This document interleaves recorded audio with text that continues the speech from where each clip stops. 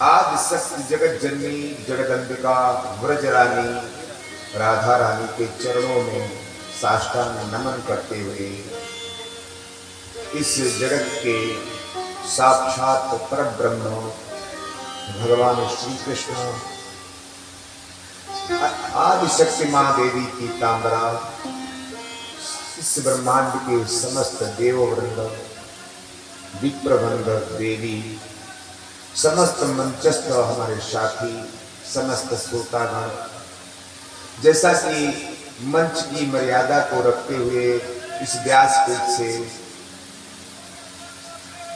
2 बार हरि नाम संकीर्तन उसके बाद में भगवत चर्चा।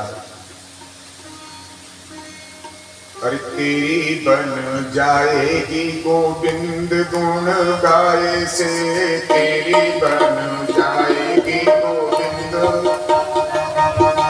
तेरी बन जाएगी गोविंद गुण गाए से, तेरी बन जाएगी गोविंद गुण गाए से, तेरी बन जाएगी गोविंद गुण गाए से, तेरी बन जाएगी गोविंद गुण गाए से, गुण गाए से गोपाल गुण गाए से, गुण गाए से गोपाल गुण गाए से, तेरी बन जाएगी गोविंद गुण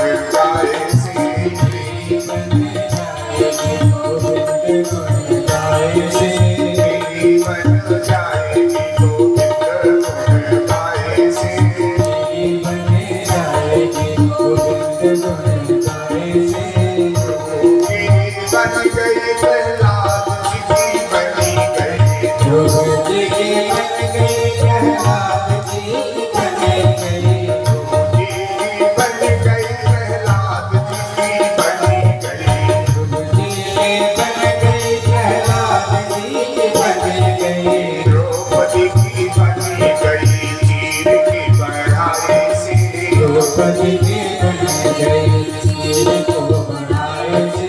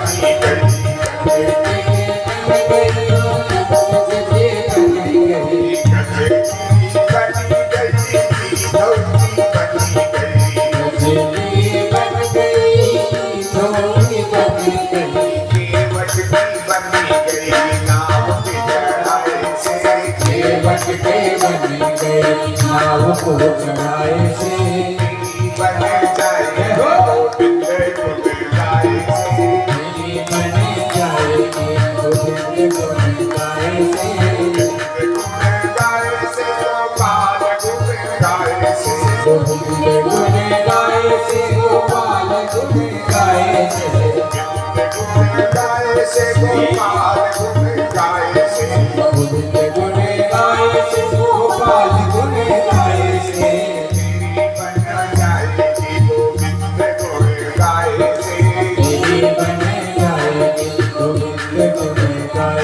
उद्धव की बन गई, हाँ भीम जी की बनी गई, उद्धव की बन गई, हाँ सबकी बन गई, उद्धव की बन गई, हाँ भीम जी की बनी गई, उद्धव की बन गई, हाँ भीम जी की बन गई, अर्जुन की बनी गई, गीता ज्ञान पाए से, अर्जुन की बनी गई, गीता ज्ञान पाए से, मेरी बन जाएगी गोविंद गुण गाए से, बन जाएगी गोविंद गुण गाए से, बन गाए से गोपाल गुण गाए से, गोविंद गुण गाए से, गोपाल गुण गाए से, तेरी बन जाएगी गोविंद गुण गाए से, मेरी बन जाएगी गोविंद गुण गाए से, तुलसी की बन गई, हाँ सूरा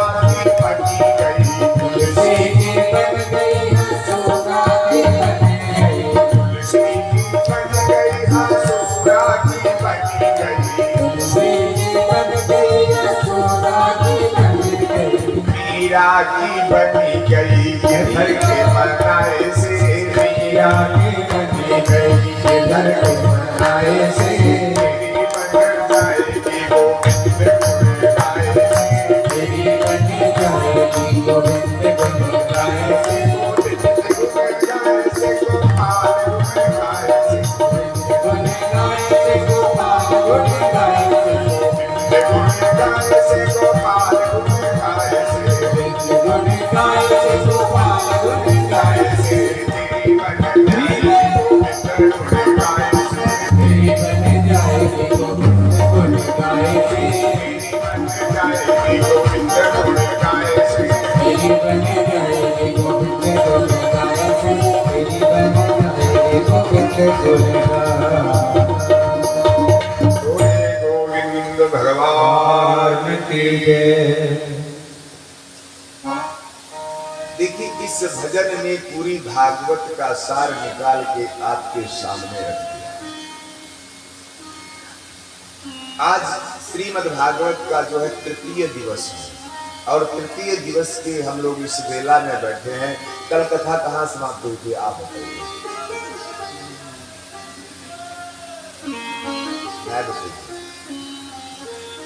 बोले गोवर्धन महाराज की, बांके बिहारी लाल की। कल की कथा का समापन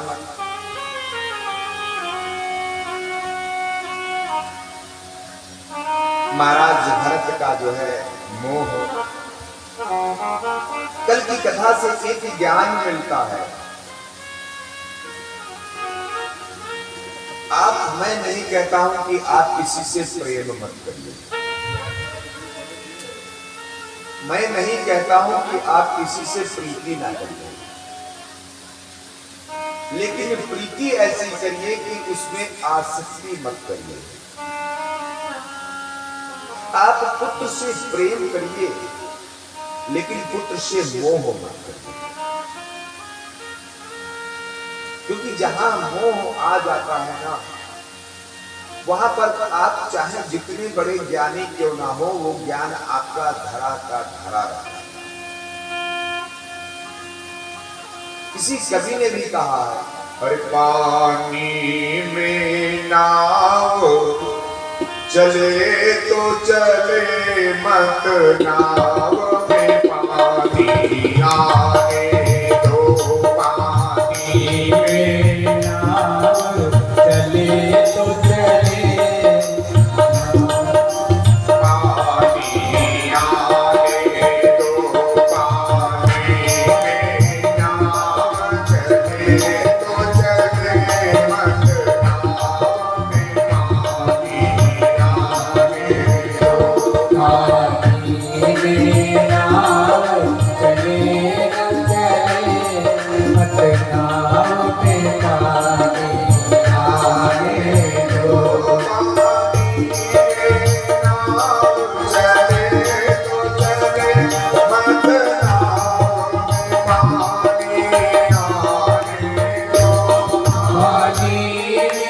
नाव चले तो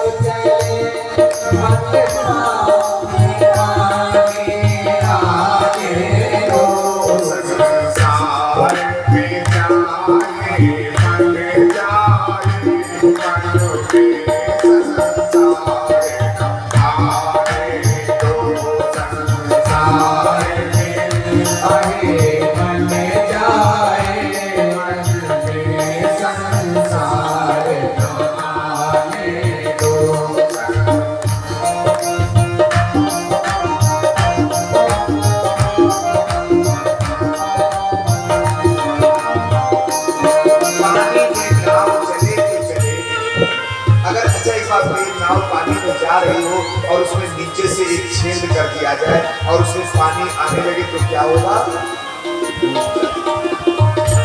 और अगर जो है संसार में मन जा रहा तो उसको जाने तो कितना विचरण करेगा, किसी दिन तो वापस आएगा। एक बहुत बढ़िया दृष्टांत याद आ गया मुझे।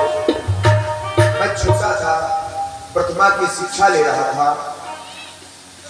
हमारे गुरु जी जो है बनारस में मैं रहता था और 80 घाट पे आश्रम था। हमारे गुरु जी ने एक दिन कहा, बेटा बच्चों इधर आओ। हम लोग आए, बोले मेरा मन है कढ़ी खाने का। और वो जो बड़ा वाला भगोना है ना, उस भर कढ़ी बनाना है आपको। तो हम लोगों ने सोचा कि हम लोग रोज दाल चावल रोटी सब्जी मिलता, आज तो कढ़ी खाने को मिलेगा। बहुत प्रसन्न मन से हम लोगों ने कढ़ी का बनाया। और जब कढ़ी बन गई, ये कोई कहानी नहीं है, ये प्रत्यक्षदर्शी मैं इस घटना का रहा हूं और उसको हम आप लोगों को बताते हैं। जब कढ़ी बन गई, बोले बच्चों ये कढ़ी उठा करके मेरी कुटिया में रख दो। तो हम सोचे वहां से चम्मच से सबको बांटेंगे अपने आप।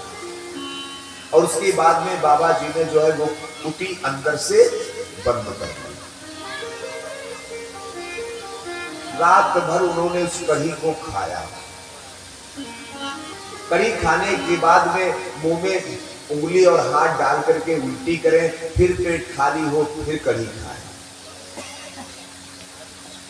रात्रि 8 बजे से लेकर के सुबह 10 बजे तक जो संत सुबह 4 बजे गंगा स्नान करके भूत भगवान भगवान भोले बाबा के दर्शन करने पहुंच जाता हो, वो 11 बजे तक उसने कुटिया नहीं खोली। हम सभी विद्यार्थियों ने सोचा कहीं ऐसा तो नहीं गुरु महाराज का जो है राम नाम सत्य हो गया। क्योंकि एक जब से हम लोग 2-4-5 साल से रहते थे, कभी ऐसी घटना घटी ही नहीं कि गुरु जी ने जो है वो कुटिया 4 बजे से पहले उन्होंने मतलब आश्रम में दिखाई पड़े, वो सीधे गंगा तट पे दिखाई पड़ते। हम लोगों ने खोलने का प्रयास किया, जब नहीं खुला तो पड़ोसियों को बुलाया, क्योंकि हम सब छोटे बालक थे। उन्होंने गेट को तोड़ा तो बाबा जी के आगे वो भगोना रखा था और पूरे में वो उल्टी किया हुआ सब बदबू आ रहा था, जैसे किसी ने किसी को मार करके वहां डाल दिया। और बार बार और ये अपने खींच के तमाचा मारे, कढ़ी खाएगा, कढ़ी खाएगा। हम लोगों ने जबरदस्ती उनको वहां से निकाला और स्वीपर को बुलाया, उस कमरे को साफ कराया। उसके बाद में महाराज जी का पता नहीं कैसा मन हो गया, उन्होंने जीवन में अपने कभी कढ़ी नहीं, क्योंकि कढ़ी खाने का मन, देखिए मन है, मन ही तो कहता है कि आज हम स्विग्गी से जो है वो खाना मंगा लेंगे, घर में खाना नहीं बनाएंगे, ये तो करता है। जोमेटो से मंगा लेंगे, खा लेंगे। मन ही करता कहानी घर घर की, चलो देख लेते हैं, खाना जो है बाहर से मंगा लेते। ये मन बड़ा चंचल है, कैसे तेरा भजन करूं। अगर इस मन को परमात्मा के शरणों में लगा दो तो आपको सांसारिक जीवों से वास्ता ही नहीं रह जाएगा। इसीलिए जिसने भी कहा है, पानी में नाव चले तो चले मत, नाव में पानी आगे तो, पानी में नाव चले तो चले तो संसार में जाए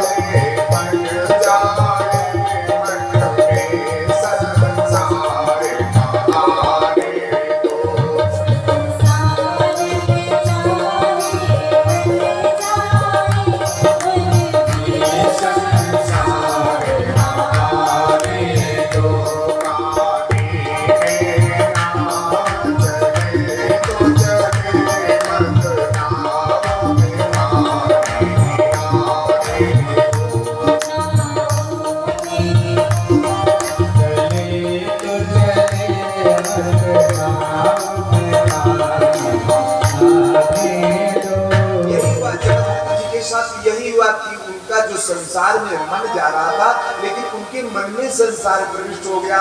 उन्होंने उस हिरण के बच्चे से आसक्ति लगा दी। आसक्ति बहुत खराब चीज है। आप अपनी व्यवस्थाओं को देखिए, आप किसी के प्रति उत्तरदायित्व है, आप उस उत्तरदायित्व को निभाइए। आपने पुत्र को उत्पन्न किया है तो उसकी जरूरतों को पूरा करिए, ना कि उसके प्रति इतना आसक्त हो जाइए कि वो जब पढ़ाई करने चला जाए तो आप बुखार से पीड़ित हो जाइए।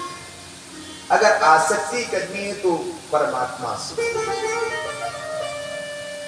प्रीति करनी है तो परमात्मा से करिए। ये सांसारिक जितने भी आपको दिखने वाले रिश्ते हैं, ये सब असत्य है। इनमें सत्यता नाम की कोई चीज नहीं है। इसलिए परमात्मा को पाने के लिए आपको जो है वो आसक्ति, परमात्मा को पाने के लिए ऐसी आसक्ति करे, प्रीति करे, ऐसी करे जैसे लुटिया डोर अपना गला फंसाई के पानी लावई गोर। प्रीति परमात्मा से करिए, सांसारिक जीवों से प्रीति करने की आपको आवश्यकता नहीं है। आप उनसे प्रेम करिए, लेकिन प्रेम के साथ में मोह मत कर बैठना, नहीं तो जड़ भरत वाली जैसी स्थिति होगी। आप कितने भी बड़े तपस्वी क्यों ना हो, जिसके प्रेम में आपकी मृत्यु होगी, जिसकी याद में आपकी मृत्यु होगी, आपको उस योनि में जन्म लेना पड़ेगा।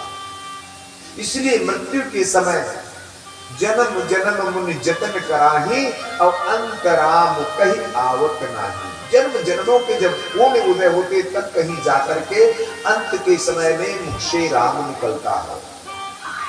नहीं तो बहुत से ऐसे लोग होते हैं कि उनको वो जो है दुनिया की इतनी सन्निपात उनके शरीर में लग जाती है कि प्रपंच कहेंगे लेकिन परमात्मा का नाम नहीं कहेंगे।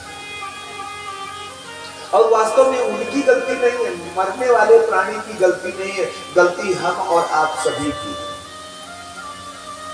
अच्छा एक बात बताइए, अगर हम अभी किसी के घर में बारात में जाएं और सत्य वचन अगर बोले तो हमारा क्या होगा? जानते क्या होगा? घर में जितने लाठी डंडे रखे होंगे लेकर के और बढ़िया अच्छी तरीके से पिटाई होगी। अगर किसी के घर में शादी की व्यवस्था हो और हम जाकर के वहां पर कह दें राम नाम सत्य है, सत्य बोलो मुक्ति है, तो क्या होगा? जबकि हकीकत सत्य यही है। अगर उस समय उस व्यक्ति को बता दिया जाए कि परमात्मा का नाम सत्य है तो माया जाल में नहीं पड़ेगा। सबरी को जब पता लगा कि उसके पाणी ग्रहण संस्कार में 100 बकरों की बलि मांगी गई है तो उसने घर त्याग दिया और वन में जाकर के राम नाम में लीन हो गई। तो अगर व्यक्ति को स्टार्टिंग से, शुरू से, जन्म से उसके संस्कार दिए जाएं तो उस माया में नहीं पड़ेगा। लेकिन भैया क्या बताएं, हर व्यक्ति अपने स्वार्थ, बस इतना स्वार्थ से घिरा हुआ है कि वो अपने स्वार्थ बस उसको जो है अच्छा नहीं बताता।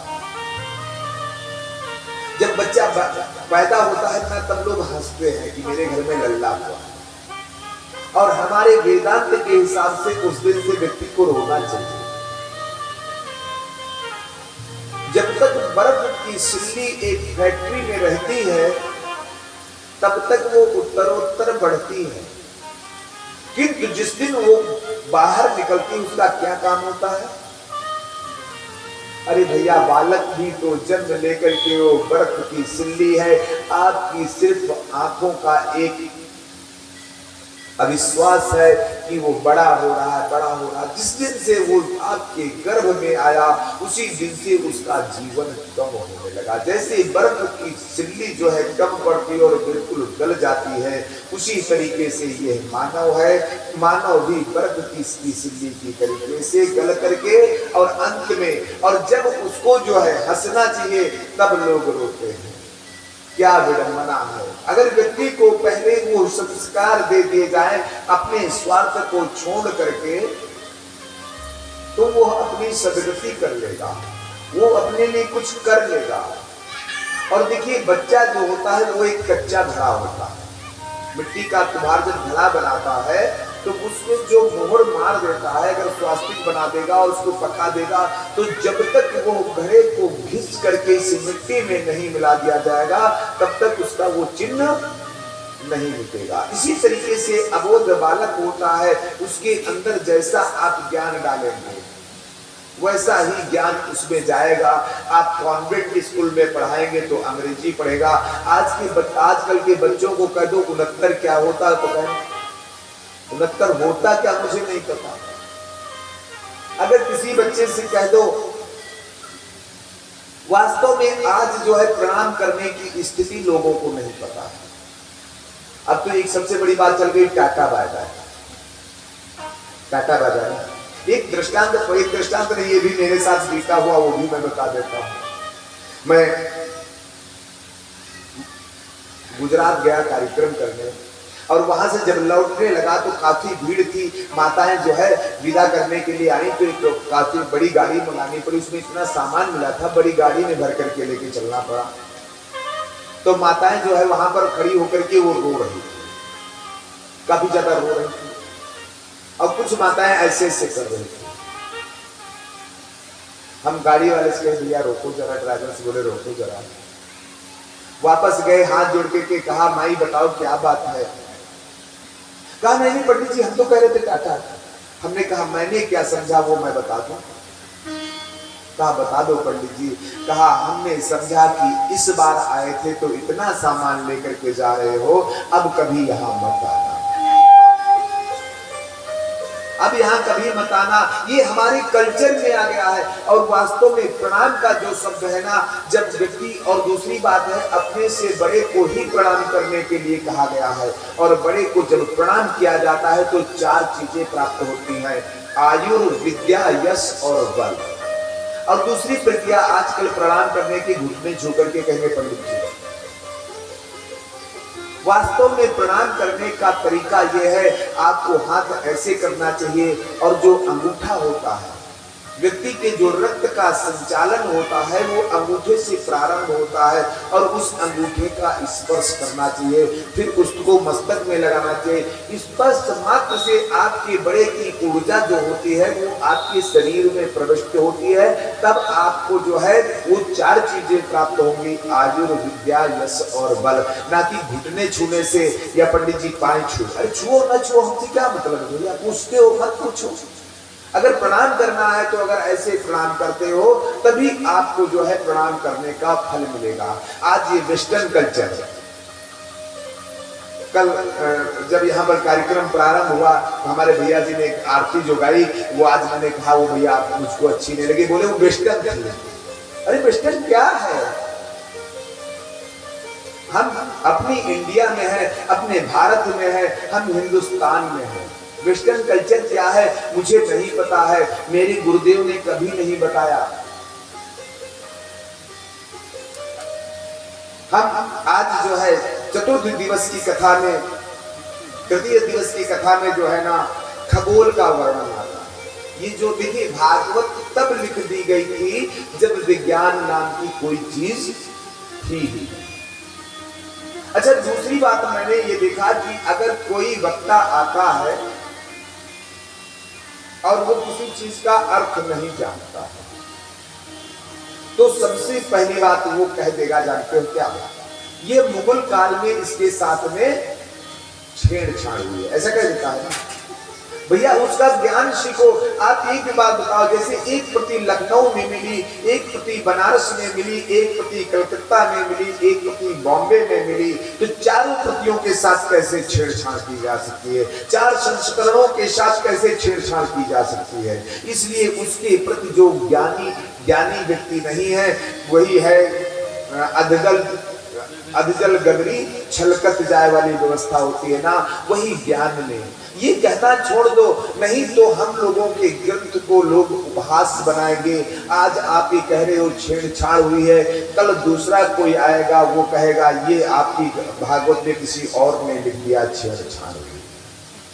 इसलिए जिन चीजों को इसमें लिखा गया है वो प्रामाणिकता के साथ में लिखा गया है, बस उसका जानने का, समझने का अर्थ है कि क्या है। जिसे श्रीमद् भागवत, कल भैया एक मेरे कह रहे थे कि राधा शब्द जो है श्रीमद् भागवत में नहीं आता है, फिर आप राधा जी को इतना बढ़ा चढ़ा करके क्यों प्रस्तुत करते हैं? भैया मैं बता देता हूं, रामचरितमानस में हनुमान जी को इतना बढ़ा चढ़ा करके क्यों प्रस्तुत किया गया है? अगर कोई सरकारी ऑफिसर हो तो उससे मिलने के लिए सबसे पहले उनके जो उनके इष्ट होते हैं उनसे मिलना होता है, मतलब जो उनके साथ में आगे पीछे लगे रहते हैं उनसे मिलना होता है। और दूसरी बात बता देते हैं, अगर कहीं आपका कोई काम पड़ रहा हो और अधिकारी आपकी बात ना सुन रहा हो, बहुत अच्छी बात मैं बता दे रहा हूं, अधिकारी आपकी बात ना सुन रहा हो, कहीं से व्यवस्था करके, कहीं से संबंध निकाल करके उन अधिकारी महोदय के होम मिनिस्टर के पास आप पहुंच जाइए, हाथ पैर जोड़ लीजिए, आपके सारे काम हो जाएंगे। मतलब समझ गए, अधिकारी महोदय की पत्नी के पास पहुंच जाइए, या भाभी बना लीजिए या बहन जी बना लीजिए, आपका काम हो जाएगा। तो भैया राधा रानी को हमने अपना इष्ट बना रखा है, और जब कृष्ण हमारा काम नहीं करेगा तो राधा रानी खुद करा करके देगी कि ये मेरा भक्त है, आप इसका काम करके क्यों नहीं दे रहे हो? और ऐसा कौन है जो अपनी पत्नी की बात काट देगा?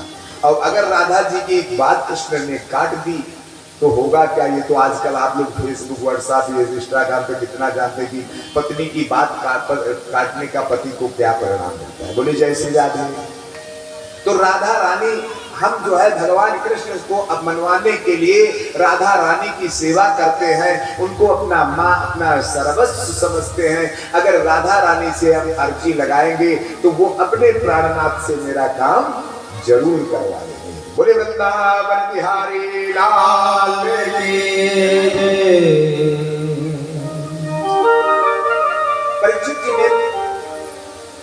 परीक्षित जी ने जो है सुखदेव जी से कहा कि हे प्रभु, हे ऋषिवर, आप ये बताइए कि ये खगोल क्या है? ये जो खगोल है, इस खगोल का निर्माण कैसे हुआ और ये क्यों बना? यो वायं दीपाकुवलयं कमलकोशाभ्यन्तरकोशो। हे राजन, ये जो भूमंडल रूपी कमल में शब्द द्वीप रूपी कोशों के मध्य प्रथम जो है वो जम्बू द्वीप है। जहां पर हम बैठे हैं ये जम्बू द्वीप है। और आज भी जब हम श्लोक संकल्प पढ़ते हैं, कल युगे कल प्रथम चरणे जम्बू द्वीपे, ये जम्बू द्वीप में हम बैठे हैं। ये लक्ष्य योजन, 1 लाख योजन मतलब 4 लाख कोस, और 4 लाख कोस को डिवाइड बाई 3 कर दीजिए, 4 × 12 लाख किलोमीटर इतना लंबा और चौड़ा जम्बू द्वीप है। और कमल के पत्ते के समान यह गोल है। जैसा कमल का पत्ता होता है उसी तरीके से जम्बू द्वीप गोल है। लेकिन आजकल के कुछ राजाओं ने, ये इतिहासकारों ने और आताताइयों ने हमारे देश के टुकड़े कर करके उसकी पता नहीं कौन सी शक्ल बना दी। वास्तव में जम्बू द्वीप जो है वो कमल के पत्ते के तरीके से गोल है। और जम्बू द्वीप जो है वो सीमावर्ती पर्वतों से घिरा हुआ है। जो पर्वत आसपास हैं वो जम्बू द्वीप के आसपास हैं। और सप्त द्वीपों के बीच में जो है वो जम्बू द्वीप है। और इसके भीतर 9 वर्ष है। इसके बीच इलाव्रत नाम का वर्ष है। सुमेर पर्वत है जो 8 कर्णिका पर्वतों से घिरा हुआ है। सुमेर पर्वत भारत में ही पाया जाता है, जो 8 कर्णिका पर्वतों से घिरा हुआ है। जम्बू द्वीप के बीच में एक इलाव्रत वर्ष के दक्षिण में 2 हरि वर्ष, 2 जम्बू द्वीप के बीच में इलाव्रत और उसके दक्षिण में जो है 2 वर्ष हरि वर्ष। पुरुष वर्ष 4 भारत वर्ष हैं इन तीनों को सीमा निर्धारण करने वाले एक निशत, 2 हेमकूट और 3 हिमालय, ये 10-10 हजार योजन ऊंचे जो है पर्वत हैं।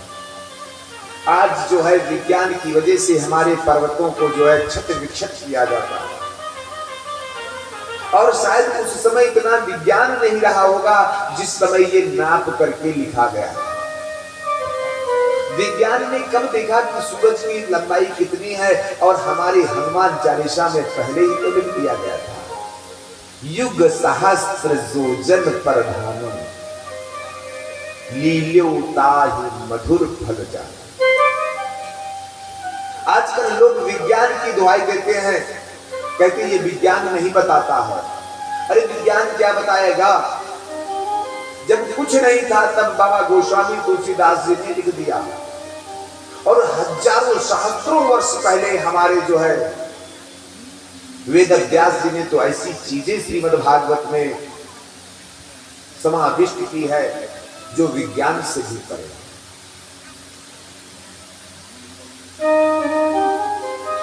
इस तरह बहुत से जो है खगोल का वर्णन पूरी तरीके से बताया गया। सूर्य तो एक ऐसा है जो बीच में रह करके और सभी द्वीपों को जो है प्रकाशमान करता है। हे राजन परीक्षित, बलि की यज्ञ में साक्षात विष्णु भगवान ने जब त्रिविक्रम रूप से दाहिने पैर से पृथ्वी को आक्रांत करके बायां पैर उठाया, उस समय यहाँ पर नदियों का, जम्बू द्वीप में नदियां कितनी हैं ये भी मैं बता देता हूँ। नंबर 1 सीता नदी है, नंबर 2 में अलकनंदा नदी है, और नंबर 3 में चक्षु नदी है, और नंबर 4 में भद्रा नदी है। गायन्ते देवा किल गीतकानि,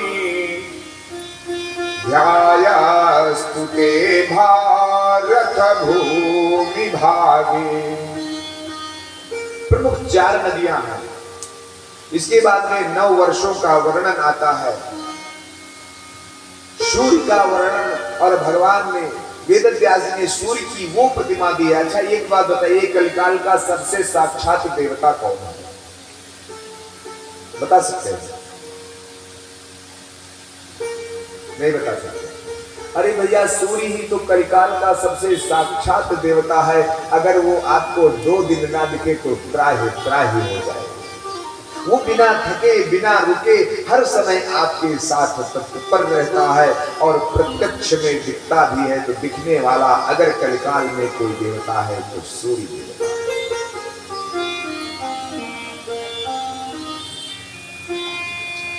जिन्हें आत्मविश्वास उन्हें फिर चिंतना क्या साधना की, है रथ में केवल चक्र एक सारथी पंडू निरंतर, है नाग फांस में बंधे अश्व आधारहीन पंथ दुस्तर, फिर भी कहता है सूर्य नित्य यात्रा असंख्य योजन की, फिर भी करता है सूर्य नित्य यात्रा असंख्य योजन।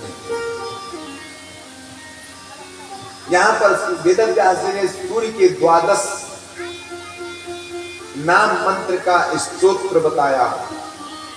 आदित्या प्रथमम नामम, भगवान सूर्य का पहला नाम है आदित्य। द्वितीयम तो दिवाकरम, तृतीयम भास्करः प्रोक्तम, चतुर्थम च प्रभाकरम। इस तरीके से भगवान सूर्य की जो है वेद व्यास जी ने जो है प्रार्थना की।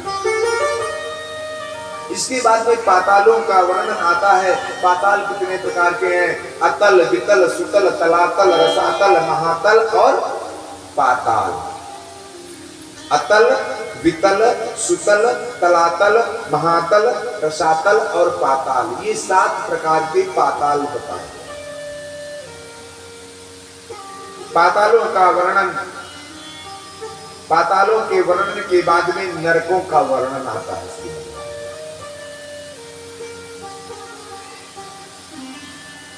नरकों का वर्णन मैं आपको बताता हूं। पहला नरक जो है,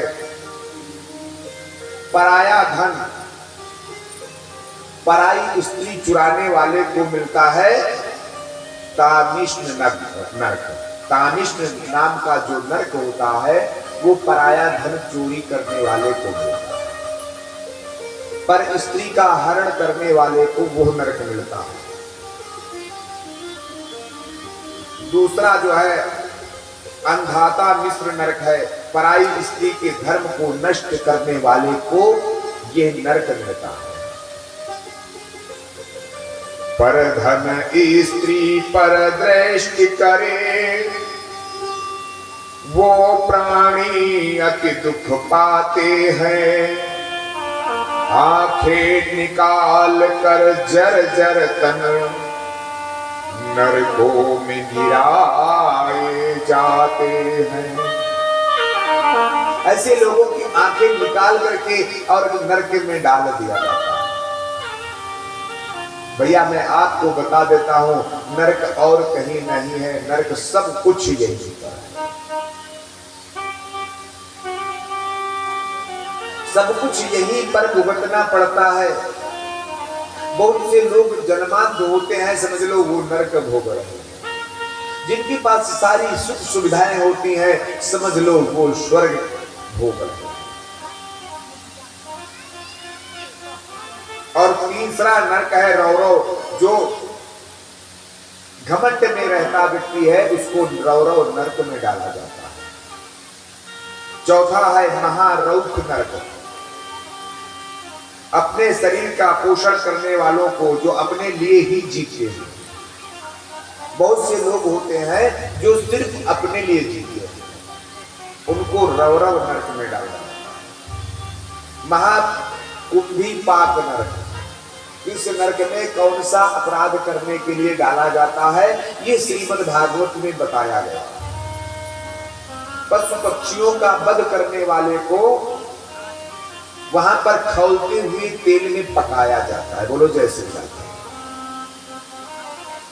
छठा नरक है कालसूत्र, इस नरक में पिता ब्राह्मण और देवताओं से द्रोह करने वाले को गिराया जाता है और नीचे हजार हजार योजन चौड़े गोले के नीचे अग्नि और ऊपर से सूर्य की गर्मी में तपता रहता है। सातवां जो नरक है वो असिपत्र नामक नरक। इसमें कौन से लोग जाते हैं? वेद मार्ग पर ना चलने वाले, जो वेद के द्वारा बताई हुई चीजें हैं उन पे ना चलने वाले, पाखंडी प्रवृत्ति के, जो पाखंड दिखाते हैं, चौकी में कुछ चौका में कुछ। एक बहुत बढ़िया दृष्टांत भी याद आ गया। एक पंडित जी थे, वो कथा कर रहे थे और उनकी ब्राह्मणी भी बैठ करके वहां पर कथा सुन रही थी। तो पंडित जी ने उस दिन की कथा में कहा, क्या कहा कि बैंगन खाने से व्यक्ति की सदगति नहीं होती। अगर आज बैंगन खा लिया जाए तो हकीकत ये शास्त्र कहते हैं, मैं नहीं कहता हूं, हकीकत ये बात है कि अगर आज बैंगन की सब्जी हम खाते हैं और मृत्यु 6 माह के अंदर अगर हो जाती है तो फिर चाहे जितना बड़ा तपस्वी क्यों ना हो उसको वैकुंठ नहीं मिलता। पंडित जी ये बात, ये दृष्टांत सुना रहे थे, कथा समाप्त हुई, पंडितानी बहुत तेज घर की तरफ भागी और घर जाकर के पहुंची, बढ़िया नमक पीस करके और मोटी मोटी रोटी सेक करके रख दी। पंडित जी जब आए बोले, ब्राह्मणी बहुत जोर से क्षुधा लगी है, कुछ खाने की व्यवस्था देना। तो पंडितानी ने वही लाल लाल नमक पीस करके सामने रख दिया। पंडित बोले, वो जो सब्जी लाए थे मार्केट से उसका क्या हुआ? बोले, क्या सब्जी लाए थे? बोले, बैगन। कहा, अभी कह के आए हो कि नरक जाएंगे तो ना तो मैं खाऊंगी, ना आपको खाने दूंगी, ना आपने पशुओं को खाने दूंगी। हम नहीं चाहते कि मेरे घर से कोई नरक जाए। तो उसने कहा, तुम पागल हो क्या? चौकी में कुछ और चौका में कुछ। अगर ये व्यवस्था रहेगी तो ज्ञान देने वाले को कभी लाभ नहीं हो सकता। ज्ञान देने वाला जो व्यक्ति है वो कभी सामने वाले को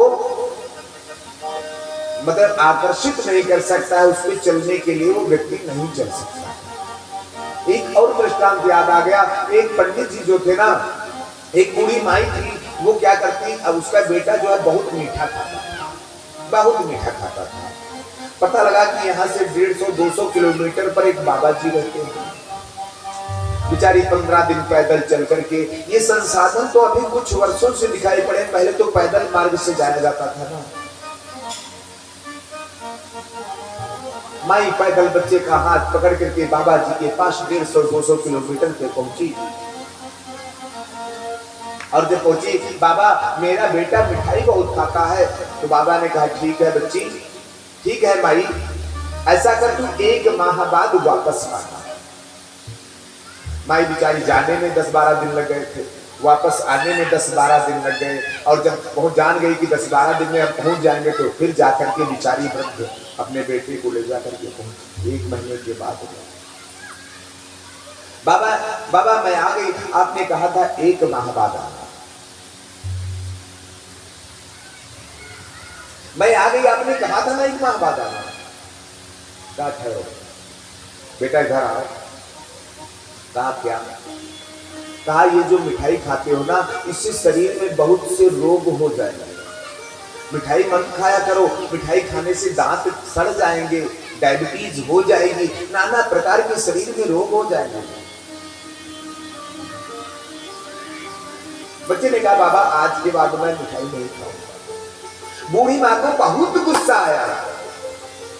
अरे बाबा, ये बात अगर उसी दिन कह देता तो हमको ये 3 दूनी 6 मतलब 300-400 किलोमीटर का सफर तो तय नहीं करना पड़ता। बच्चे को बाहर भेजा, कहा बेटा जरा तुम बाहर चलो। माई को बुलाया, कहा माई इधर आओ। कहा जिस दिन तू आई थी ना, उस दिन मैं इतनी मिठाई खाता था, इतनी मिठाई खाता था, अगर मैं इससे कहता तो इसके ऊपर कोई फर्क पड़ने वाला नहीं था। जिस दिन से तू गई है उस दिन से माई आज तक मैंने मीठे का स्वाद नहीं लिया कि कैसा होता है, तब इसके ऊपर मेरी बात का प्रभाव पड़ेगा। तो कहने का मतलब है कि अगर वक्ता हो तो वक्ता ऐसा हो जो कि आपको जो बात बताए उस पे चलने का, उस सदमार्ग पे चले और दूसरे को रास्ता दिखाए। अगर हमको ABCD ना आता हो तो आपको बता पाएंगे? नहीं बता पाएंगे ना। तो इस तरीके से